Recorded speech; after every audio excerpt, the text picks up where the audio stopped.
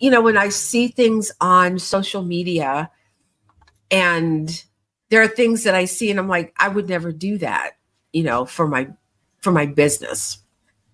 And I think that, if it's not part of your belief system, then you automatically just scroll right past it. But when it is your belief system, then you kind of align with it. You start to go, oh, what is this? And you stay a little bit longer and you find these people that, are similar to you, and you start to follow them a little bit.